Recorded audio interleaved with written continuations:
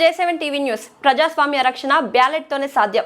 Bullet తో కాదు అని నమ్మిన గౌరవ ప్రధానమంత్రి శ్రీ నరేంద్ర మోడీ ప్రభుత్వం, హోంమంత్రి శ్రీ అమిత్ షా నాయకత్వంలో చేస్తున్నదే ఆపరేషన్ కగర్.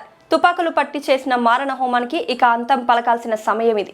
ఈ రాష్ట్ర ముఖ్యమంత్రి గారు కోరారు, ఆపరేషన్ కగర్ వదిలిపెట్టే ప్రసక్తే లేదని చెప్పినాం. బ్యాలెట్ కోసం మేము కొట్లాడుతున్నాం. ప్రజాస్వామ్యాన్ని కాపాడాలి. ప్రజాస్వామ్య దేశంలో ప్రజాస్వామ్యంగా బ్యాలెట్ ద్వారా న్యాయం జరగాలని మేము కొట్లాడుతున్నాం. ఇలా మీరు బుల్లెట్ ద్వారా మేము కొట్టాలని మీరు ఇస్తున్నారు.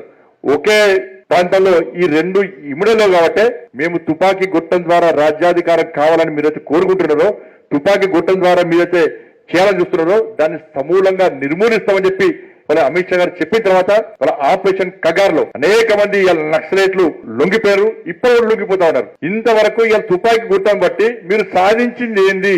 ఏమి లేదు. అమాయక ప్రజలను, అమాయక గిరిజనులను, అమాయక విద్యార్థి సంఘ నాయకులను, అనేక మంది రాజకీయ పార్టీ నాయకులను, అమాయక పోలీసులను చంపిరు తప్ప మీరు ఇంతవరకు సాధించింది ఏంటి అంటే శూన్యం వల్ల సాధించింది. వాళ్ళ బ్యాలెట్ నమ్ముకున్నటువంటి భారతీయ జనతా పార్టీ కానీ, బ్యాలెట్ నమ్ముకున్నటువంటి విద్యార్థి పరిషత్ కానీ ఇవాళ ఈ దేశంలో ఈ దేశాన్ని ఏలే పరిస్థితి వచ్చింది, ఈ దేశాన్ని పాలించే పరిస్థితి వచ్చింది, ఈ దేశాన్ని అభివృద్ధి చేసే పరిస్థితి వచ్చింది.